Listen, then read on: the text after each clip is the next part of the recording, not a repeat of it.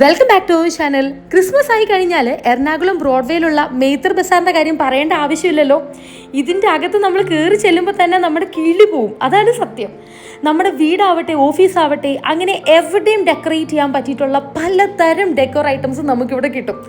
നമ്മളിവിടെ കയറി ചെല്ലുമ്പോൾ തന്നെ എല്ലാ കടകളും പലതരം നക്ഷത്രങ്ങളും ലൈറ്റ്സും സാൻഡാസും റീറ്റ്സും തോരണങ്ങളും അങ്ങനെ അങ്ങനെ അങ്ങനെ പല പല സാധനങ്ങൾ ഇങ്ങനെ തൂക്കിയിട്ടിരിക്കുന്നത് കാണുമ്പോൾ തന്നെ ഉണ്ടല്ലോ എന്നാ രസമാണെന്നറിയാവോ.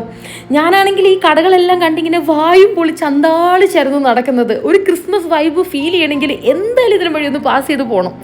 ഞാനാണെങ്കിൽ എൻ്റെ കുട്ടിക്കാലത്തെ ക്രിസ്മസ് ഒന്ന് ഓർത്തുപോയി. അതായത് നമുക്ക് ഈ പേപ്പറും കൊണ്ടുള്ള എന്താ പറയുക നക്ഷത്രങ്ങൾ, അതുപോലെ തന്നെ ഈ ക്രിസ്മസ് ട്രീയിൽ തൂക്കുന്ന പേപ്പറും കൊണ്ടുള്ള തോരണമൊക്കെ ആയിരുന്നു അന്ന് ക്രേസ്.